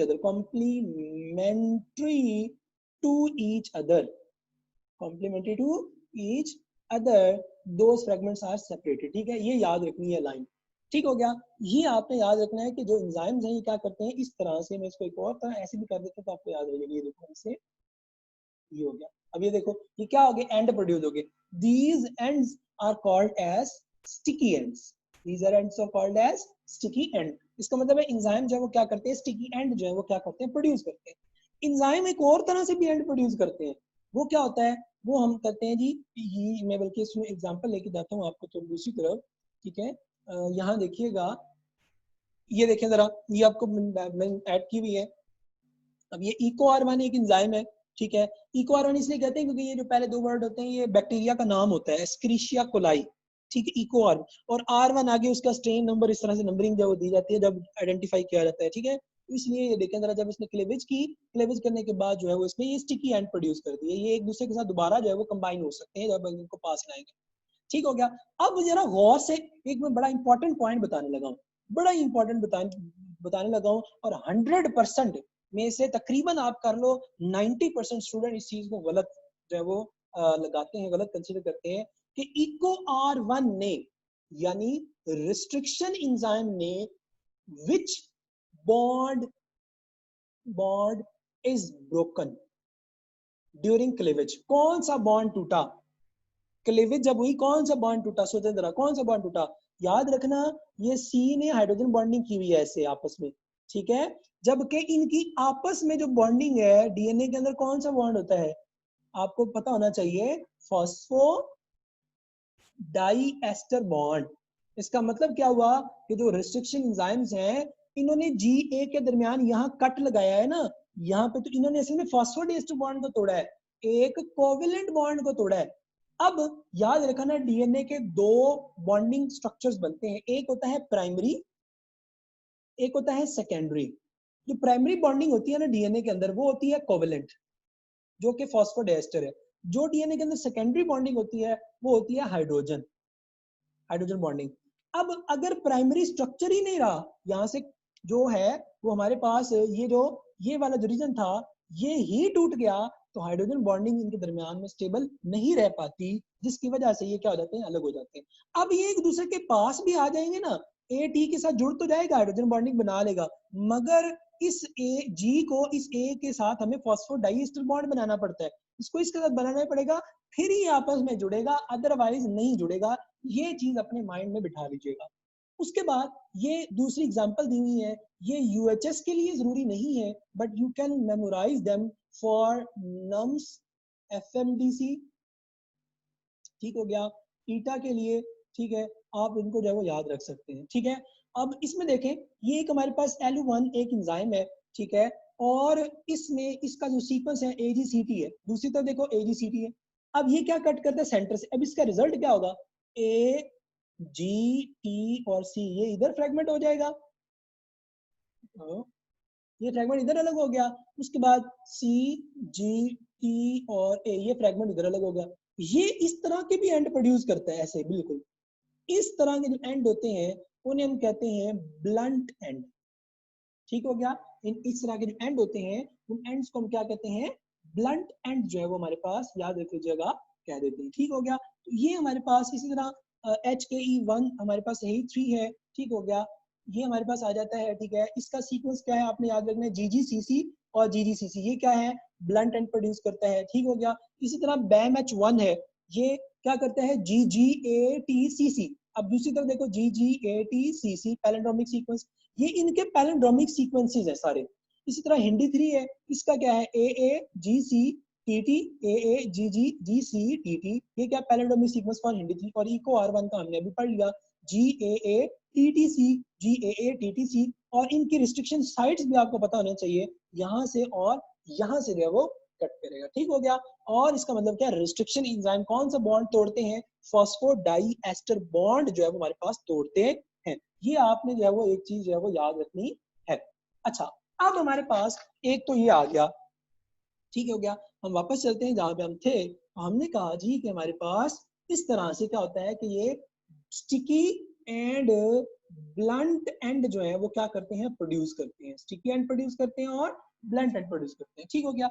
ये इतनी ही इंफॉर्मेशन थी आपके बुक के अंदर, ठीक है। हमारे पास जो आप कह सकते हैं कि आपका आ जाता है मॉलिक्यूलर सीजर्स, ठीक हो गया। मैं वापस लेके जाता हूँ जहां पे हम थे ताकि भूल ना जाए कहाँ पढ़ रहे थे। GOI, जीन ऑफ इंटरेस्ट पढ़ा, मॉलिक्यूलर सीजर्स पढ़ा, ठीक हो गया। उसके बाद थर्ड जो आ रहा है मॉलिक्यूलर कैरियर या वेक्टर, ठीक हो गया। तो मॉलिक्यूलर कैरियर की अगर हम बात करेंगे, ठीक हो गया, यहाँ पे हम पढ़ते हैं जी मॉलिक्यूलर कैरियर, ठीक हो गया। मॉलिक्यूलर कैरियर की अगर हम बात करेंगे, ठीक है, कैरियर्स को हम मॉलिक्यूलर वेक्टर्स भी कहते हैं, ठीक है। मॉलिक्यूलर कैरियर्स को हम मॉलिक्यूलर वेक्टर्स भी कहते हैं, याद रख लीजिएगा। और अगर हम एग्जांपल की बात करते हैं, ठीक है, कि कौन से वेक्टर्स, यानी कैरियर क्या, कैरियर जो कैरी करता है, समझ आ गई, कैरियर जो कैरी करता है, सही। इसमें जो एग्जांपल आपके बुक में दी हुई है वो मैक्सिमम एग्जांपल दी हुई है जी प्लाज्मिड्स की। अगर आपको बैक्टीरिया वाला प्रोकैरियोट वाला चैप्टर याद हो, उसमें आपने पढ़ा था कि हमारे पास बैक्टीरिया के अंदर हमारे पास जो है वो क्या है, प्लाज्मिड जो है वो एग्जिस्ट करते हैं, ठीक हो गया। अच्छा, अब इसमें एक दो बड़े इंपॉर्टेंट पॉइंट इंटरेस्ट के लिहाज से आते हैं कि जी कॉमन वेक्टर कौन से हैं, ठीक है, कॉमन वेक्टर कौन से हैं, ठीक है। तो याद रखना है प्लाज्मिड्स है। प्लाज्मिड्स कहाँ से ऑब्टेन किए जाते हैं, आपको बताया है बैक्टीरिया में। बुक में एक डिस्कवरी के हवाले से लिखा हुआ है कि हमारे पास जो ह्यूमन की जो इंटेस्टाइन है, ठीक है, ह्यूमन में जो इंटेस्टाइन है, ठीक है, इंटेस्टाइनल जो एस्क्रिशिया कोलाई था, ठीक है, इसकी सेक्स लाइफ स्टडी करने के दौरान जो है क्या हुआ था, प्लाज्मिड को डिस्कवर किया गया था, ठीक हो गया। और इसको फिर नाम दिया गया एक्स्ट्रा क्रोमोसोमल डीएनए, ठीक है, इसको क्या नाम दिया गया, एक्स्ट्रा क्रोमोसोमल डीएनए। याद रखना ये हमारे पास सर्कुलर डीएनए होता है, ठीक है, यानी अगर एक बैक्टीरिया है ना तो उस बैक्टीरिया में एक तो उसका ऐसे क्रोमोसोमल डीएनए होता है, एक इसका प्लाज्मिड डीएनए, दो तरह के डीएनए होता है, समझ आ गई, ये आपने याद रखना है। ये सर्कुलर डीएनए होता है। इसके अलावा हमारे पास जो है कैरी, याद रख लीजिएगा, एंटीबायोटिक रेजिस्टेंट जीन। अब ये क्या होती है ये बताता हूँ, रेजिस्टेंट जीन, ठीक हो गया। इसमें बुक में जो एग्जांपल दी हुई है हमारे पास कौन कौन से हैं, उसमें दो एग्जांपल्स हमारे पास दी हुई है, ठीक हो गया। आपको जस्ट ये आ गया, और उसके बाद जो है मैं इसको एज इट इज कर देता हूँ, ठीक है। तो ये आ गया हमारे पास इस तरह से। ये एक हमारे पास जो है इसको हम नाम दे देते हैं, मैं कहता हूँ कि मेरे पास ये बुक में एग्जांपल दी हुई है, इसको नाम दिया हुआ है PSC101, ठीक हो गया, PSC101। इसको मैं थोड़ा सा ठीक करके ले देता हूँ ताकि आपको याद रह जाए, PSC101, ठीक है, इस तरह से हम इसको जब लिखेंगे PSC101, ये SP प्लाज्मिड है, SC ये साइंटिस्ट का नाम है जिसने एक्चुअल में इनको आइडेंटिफाई किया था, स्टेनले कोहेन, ठीक है, ये याद ना रखें, कोई इशू नहीं है, ठीक है। क्योंकि बुक में नहीं दिया हुआ इसलिए मैंने इसको इग्नोर कर दिया। तो PSC, इसके अलावा, ठीक है, इसके अलावा इसके अंदर क्या होता है याद रख लीजिएगा, यहाँ पे हम कह सकते हैं कि एक सीक्वेंस होता है, ठीक है, that sequence is actually tetracycline resistant gene, यानी इसके अंदर एक जीन होती है जो टेट्रासाइक्लिन की रेजिस्टेंट होती है। अब ये है क्या, मैं इसको बताता हूँ, just give me a minute, late put me one more example from the book, ठीक हो गया। एक और एग्जांपल जो है वो आपकी बुक में दी हुई है, ठीक हो गया। ये मैंने ऐड किया यहाँ पे, ठीक है। और ये हमने कहा डबल स्टैंडर्ड होता है। दूसरी जो बुक में एग्जांपल दी हुई है वो दी हुई है PBR 322 BR बॉलीवर रेड्रिक्यूज, ठीक है। ये भी साइंटिस्ट का नाम है, याद रख लेंगे, मैं लिख देता हूँ, वैसे याद रख लेंगे, कोई इशू नहीं है, ठीक है। नहीं रखेंगे फिर भी कोई इशू नहीं है, मुझे कोई फर्क नहीं पड़ता। मुझे फर्क किसी से पड़ेगा, बॉलीवर बॉलीवर रॉड्रिक्यूज, इस तरह से कुछ स्पेलिंग आ जाते हैं, ठीक हो गया, रॉड्रिक्यूज, ठीक है। तो याद रख लेंगे, ठीक है। मुझे जो जिससे फर्क पड़ेगा वो आपने याद रखना है कि जो हमारे पास PBR 322 है, इसके अंदर हमारे पास क्या होता है, टेट्रासाइक्लिन रेजिस्टेंट जीन भी होती है, और हमारे पास एक और जीन भी होती है जिसको हम कहते हैं एम्पीसिलिन रेजिस्टेंट जीन, ठीक हो गया, ampicillin resistant gene.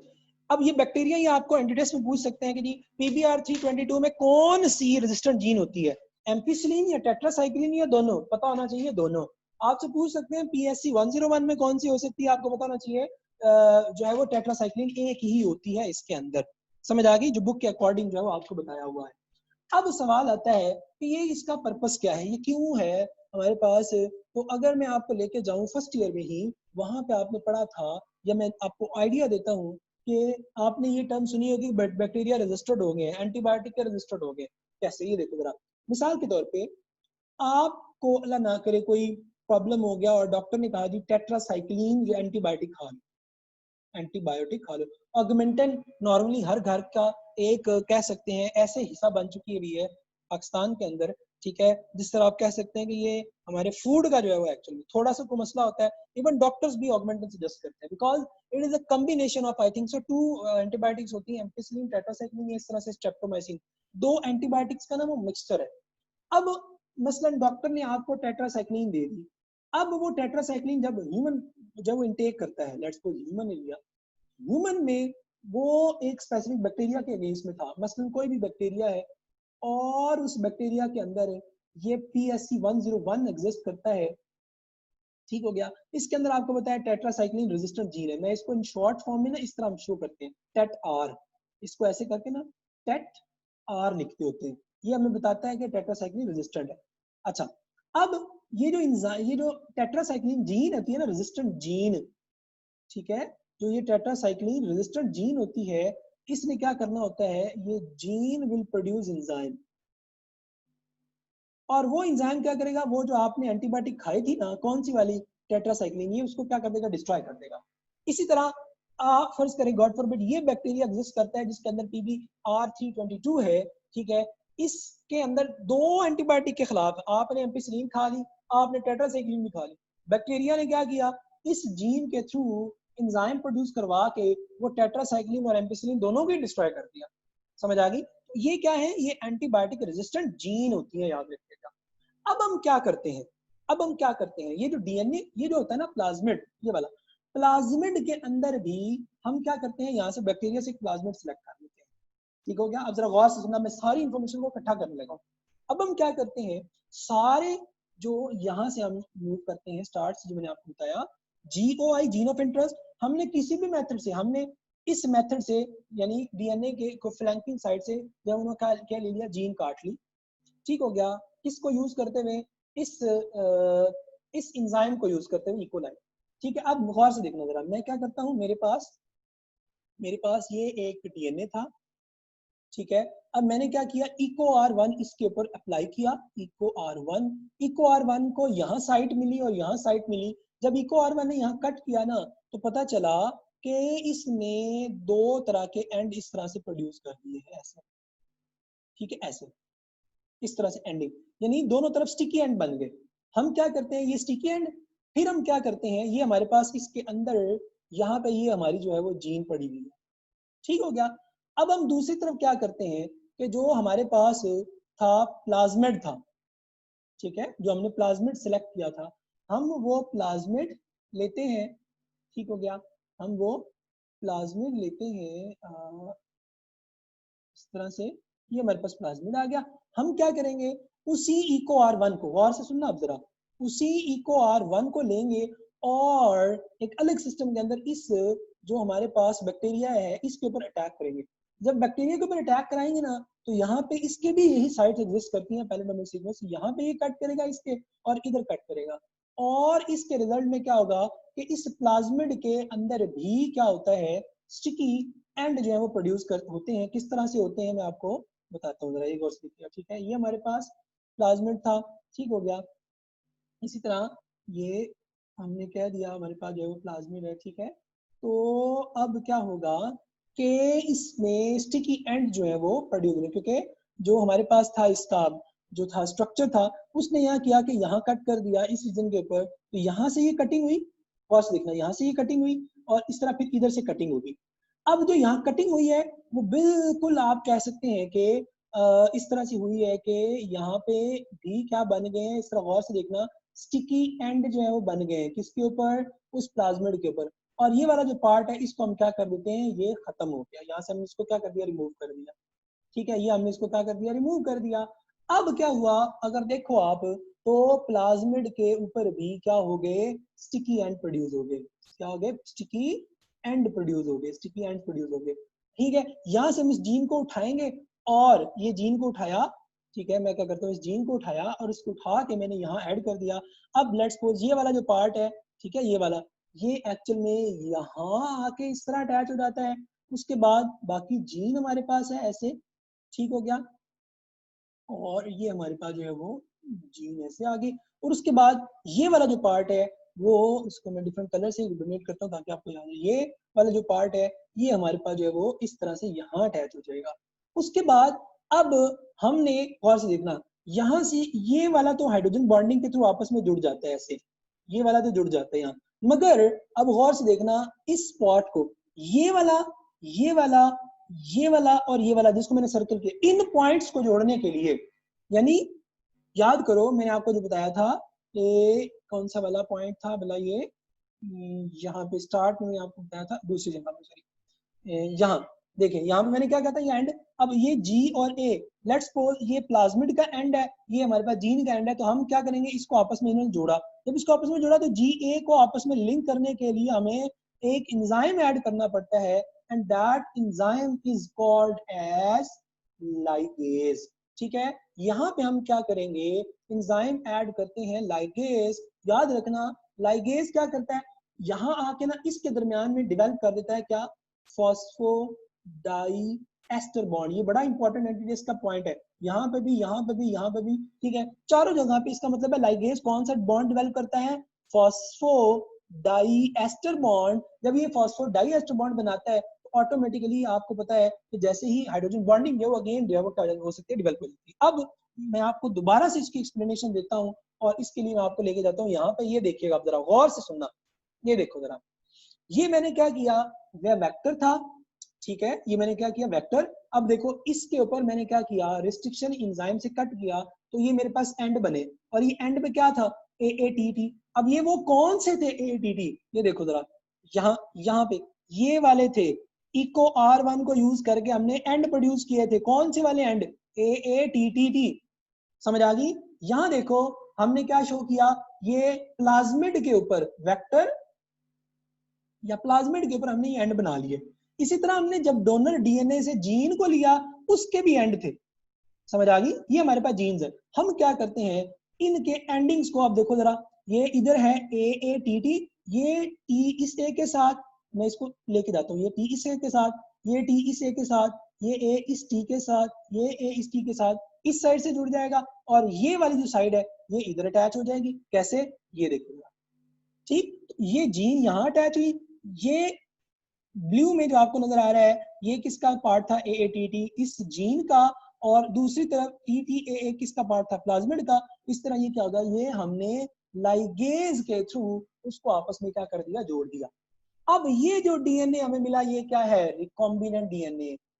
Recombinant DNA, अब आपको समझ आ गई होगी, ये जो बचपन में 10th क्लासेस में आप पढ़ते थे, आप वहां पढ़ते थे कि हम क्या करते हैं, ठीक है, हम क्या करते हैं कि ह्यूमन क्रोमोसोम से जीन लेते हैं, ये जीन, उसके बाद हम इसको प्लाज्मिड लेते हैं बैक्टीरिया से, उसके अंदर डाल देते हैं, उसके बाद इस प्लाज्मिड को हम बैक्टीरिया में डाल देते हैं, और उसके बाद क्या होता है, उस बैक्टीरिया को ग्रो करने के लिए छोड़ देते हैं और ये बैक्टीरिया क्या करता है, उस जीन की कॉपी बनाना शुरू कर देता है।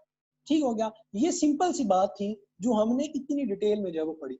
ठीक हो गया, ये हो गया। अब उसके बाद देखिए, इस प्लाज्मिड को उठाया हमने और इस प्लाज्मिड को उठाने के बाद क्या होता है, हम इसको ऐड करते हैं। ये देखो जरा, एक और चीज, ये एनिमेशन मैंने ऐड की हुई है, इस तरह से ये अटैच होता है। ये प्लाज्मिड है हमारे पास, ठीक है, और ये लाइगेज है, इसने आके जो है इनको क्या कर दिया, जोड़ दिया। ठीक हो गया, और ये अगेन सारा ओवरव्यू, यहाँ पे हमने प्लाज्मिड ओवरहैंग प्रोड्यूस किए, फिर हमने रिकॉम्बिनेंट प्रोड्यूस किए, फिर उसके बाद हमने इसको बैक्टीरिया में ऐड कर दिया। ठीक हो गया, और उसके बाद ये हमारे पास आगे कुछ के अंदर कम होते हैं, कुछ के अंदर हमारे पास ज्यादा भी पॉसिबल हो सकते हैं। और उसके बाद जब ये आगे ग्रो करेगा तो हर बैक्टीरिया, देखो हर ये बैक्टीरिया के अंदर जो है, यहाँ पे आपको नजर आ रहा होगा, पहले एक प्लाज्मिड था, तो हर बैक्टीरिया जब आगे ग्रो कर रहा है तो उसके अंदर प्लाज्मिड जो है वो क्या है, नंबर ज्यादा होते जा रहे हैं। अब प्लाज्मिड ज्यादा होते जा रहे हैं, इसका मतलब है जीन भी क्या होती जा रही है, उसके अंदर ज्यादा होती जा रही है। तो हर बैक्टीरिया के अंदर आप अंदाजा करेंगे कि नंबर ऑफ जीन क्या करेंगी, एग्जिस्ट करेंगी। नंबर ऑफ जीन जो है वो क्या करेंगी, एग्जिस्ट करेंगी। ठीक है, अच्छा अब यहाँ पे ना लास्ट चीज, ठीक है, रिकॉम्बिनेंट डीएनए टेक्नोलॉजी की, ठीक है, वो ये कि जो एक्सप्रेशन सिस्टम, बिल्कुल जो लास्ट पार्ट था ये वाला एक्सप्रेशन सिस्टम की अगर हम बात करेंगे, तो एक्सप्रेशन सिस्टम क्या होता है, जिसके अंदर हम रिकॉम्बिनेंट प्लाज्मिड को, बैक्टीरिया को ऐड करते हैं। ठीक है, ये हमारे पास है एक्सप्रेशन सिस्टम। एक्सप्रेशन सिस्टम क्या होता है, बैक्टीरिया होता है एक्चुअल में। ठीक हो गया, बैक्टीरिया होता है। अब यहाँ पे ना, जो हम पीछे एंटीबायोटिक के हवाले से पढ़ते आ रहे थे, ये बड़ा इंपॉर्टेंट पॉइंट जो अक्सर स्टूडेंट को पता ही नहीं होता, ये जरा गौर से सुन लेना। ठीक है, और अक्सर औकात टीचर्स भी इस चीज को इग्नोर कर देते हैं, ये गौर से सुनना जरा, जो मैं अभी पॉइंट बताने लगा हूँ। ठीक है, वो क्या है, मेरे पास गौर से देखना जरा, हमने कहा कि जो एक्सप्रेशन सिस्टम है वो बैक्टीरिया होगा। ठीक है, एक्सप्रेशन सिस्टम हमने क्या कहा, बैक्टीरिया होगा। मैं कहता हूं कि मेरे पास, जब हमने, ठीक है, जब हमने इस प्लाज्मिड को बैक्टीरिया में डाला, ठीक है, बैक्टीरिया में ऐड किया, तो मैं कहता हूं कि मेरे पास, लेट्स सपोज, ठीक है, इसको बल्कि मैं लेता हूं, मैं कहता हूं कि जी मेरे पास जो है वो इस तरह से बैक्टीरिया है। ठीक है, ये बैक्टीरिया है, 3 बैक्टीरिया है लेट्स सपोज। ठीक है, अब इन तीनों बैक्टीरिया में क्वेश्चन ये है कि वो जो मेरा प्लाज्मिड था, ठीक है, जो मेरा प्लाज्मिड था, जो मेरी जीन कंटेन कर रहा था, ठीक है, क्या वो ऐड हुआ है, समझ आ गई, क्या वो ऐड हुआ है या नहीं ऐड हुआ, समझ आ गई। तो यहाँ पे मैंने ये इसको, ये प्लाज्मिड ले लिया, रिकॉम्बिनेंट डीएनए ले लिया। ठीक है, अब मैं इसको बैक्टीरिया में ऐड करना चाहता हूँ, तो बैक्टीरिया में ऐड करने के लिए हमें क्या करना पड़ता है, एक ट्रीटमेंट देनी पड़ती है, इसको हम कहते हैं कैल्शियम क्लोराइड ट्रीटमेंट। ठीक है, इसे हम क्या कहते हैं, कैल्शियम CaCl2। ठीक है, calcium chloride treatment. Calcium chloride असल में क्या करता है, इस प्लाज्मिड को ना, जो रिकॉम्बिनेंट डीएनए होता है, रिकॉम्बिनेंट डीएनए होता है, इसको बैक्टीरिया में ऐड करने में असिस्ट करते हैं, सिंपल। ठीक है, चेंज कर रहे होते हैं, उसके जो होती है आयोनाइजेशन करके थे ना, तो उसको जो है चेंज कर, साथ ही हम क्या करते हैं, इसको इलेक्ट्रिसिटी का शॉक जो है वो देते हैं। इलेक्ट्रिसिटी शॉक हमारे पास क्या करती है कि उस, जो आप कह सकते हैं कि जो प्लाज्मिड होता है ना, उसको बैक्टीरिया के अंदर जो है ऐड कर देते हैं। ठीक हो गया, यानी ऐड करते हैं। अब हमारे पास चीज है कि जी, क्या हमारे पास बैक्टीरिया के अंदर, क्या बैक्टीरिया के अंदर ये हमारा जो प्लाज्मिड ऐड भी हुआ है या नहीं हुआ। अब उस हवाले से एक बड़ी इंपॉर्टेंट चीज आ गई है, वो क्या है, हम जो प्लाज्मिड, अब सारी इंफॉर्मेशन आपको पता चलेगी, ये देखना, यहाँ पे हमने कहा कि प्लाज्मिड जो है ना, एंटीबायोटिक रेजिस्टेंट जीन रखते हैं। ठीक है, हमने कहा प्लाज्मिड क्या रखते हैं, एंटीबायोटिक जीन रखते हैं। अगर प्लाज्मिड एंटीबायोटिक रेजिस्टेंट जीन रखते हैं, तो फिर क्या हो, देखो अब जरा, मसलन मैं कहता हूँ इसके अंदर ना टेट्रासाइक्लिन रेजिस्टेंट जीन थी, जिसके अंदर हमने क्या किया था, ठीक है, हमने क्या किया था, प्लाज्मिड, जिसके अंदर हमने अपनी जीन जो है वो डाली थी, वो प्लाज्मिड के अंदर कौन सा, वो प्लाज्मिड कौन सा हमने लिया, PSC101, जिसके अंदर टेट्रासाइक्लिन रेजिस्टेंट जीन थी। अब मैं कहता हूं कि ये बैक्टीरिया जो है ना, किसके अंदर जो है वो, मैं इसको चेक करना चाहता हूं, मैं क्या करूंगा, टेट्रासाइक्लिन एंटीबायोटिक, जो एंटीबायोटिक होगी ना, वो इन तीनों बैक्टीरिया को खिलाऊंगा। ठीक है, इन तीनों बैक्टीरिया को एंटीबायोटिक खिलाऊंगा, ठीक है। अब आप खुद समझदार हैं कि अगर फर्ज करो मैं कहता हूं कि ये वाला बैक्टीरिया भी मर गया इस एंटीबायोटिक के रिस्पॉन्स में और ये वाला भी मर गया, ये जिंदा बच गया, इसकी क्या वजह है? इसकी वजह ऑब्वियसली सी बात ये है कि इसके अंदर भाई जी जो हमारा मर्जी वाला जो जो रिकॉम्बिनेंट डीएनए था वो एग्जिस्ट करता था और उसके अंदर टेट्रासाइक्लिन रेजिस्टेंट जीन भी मौजूद थी। जब इस हमने टेट्रासाइक्लिन उसको दी, उसने टेट्रासाइक्लिन के अगेंस्ट में बनाया एंजाइम और उसने इसको डिस्ट्रॉय कर दिया। समझ आ गई? इससे हमें पता चलता है कि भाई ये वाले जो बैक्टीरिया है ना, इनके अंदर जीन इंसर्ट हो गई है। समझ आ गई? इनके अंदर क्या होगी? जीन इंसर्ट होगी। मैं दोबारा एक्सप्लेन करता हूँ एक्सप्रेशन सिस्टम को। हम एंटीबायोटिक रेजिस्टेंट जीन का फायदा उठाते हैं। जो प्लाज्मिड हम सेलेक्ट करते हैं, मसलन हमने PSC10 सेलेक्ट किया, हमें पता है कि इसके अंदर टेट्रासाइक्लिन रेजिस्टेंट जीन है, यानी हमें ये भी पता है कि जिसके अंदर हमारी जीन इंसर्ट है वो टेट्रासाइक्लिन रेजिस्टेंट जीन वाला है। जब हम इसको इंसर्ट करेंगे बैक्टीरिया के अंदर तो हम उन बैक्टीरिया को टेट्रासाइक्लिन जो एंटीबायोटिक होती है उससे क्या करते हैं, आप कह सकते हैं कि अप्लाई कराते हैं। जिससे अप्लाई कराने के बाद हमारे पास क्या होता है, हमें पता चल जाता है कि जो है हमारे पास किसके अंदर हमारी जीन जो है वो क्या है, एग्जिस्ट कर रही है। ठीक हो गया? तो मैं एक दफा इसको लास्टली जो है वो एक्सप्लेन कर देता हूँ। हमने स्टार्ट किया रिकॉम्बिनेंट डीएनए चेन टेक्नोलॉजी, जिसके अंदर हमने कहा कि हम जीन ऑफ इंटरेस्ट को ऑब्टेन करते हैं। 3 मेथड हमने देखे। फिर उसके बाद हमने देखा जो फ्लैंकिंग रीजन है किस तरह से आता है हमारे पास। ठीक हो गया? उसके बाद हमने देखा किस तरह से मॉलिक्यूलर सीजर एक्ट करते हैं, होते कहाँ से हैं, कैसे ऑब्टेन किए जाते हैं।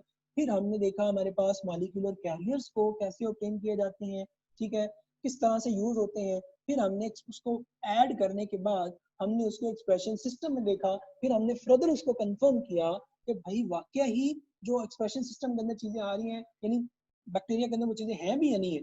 और लास्ट हमने ये वाला ये ओवरऑल हमने सारा जो है वो एक्चुअल में पढ़ा। ठीक है? और ये हमारी एक्चुअल में रिकॉम्बिनेंट डीएनए टेक्नोलॉजी थी। ये मेजर टॉपिक था बायोटेक्नोलॉजी का, ठीक है, जो हमने कवर कर लिया है। ठीक है? इसलिए ये वाला, ठीक है, इसलिए ये मेजर टॉपिक था। उसके बाद पीसीआर बहुत छोटा सा टॉपिक है, जेल इलेक्ट्रोफोरेसिस बहुत छोटा सा टॉपिक है, डीएनए एनालिसिस थोड़ा सा है, जीन थेरेपी बहुत नॉर्मल सा है, और इसी तरह ये एग्जांपल्स हमारे पास है। तो I think so maximum 1 lecture will be more to complete biotechnology. ठीक हो गया? तो इसमें अगर आप लोगों को क्वेश्चन है, ठीक है, तो हम लोग डिस्कस कर सकते हैं।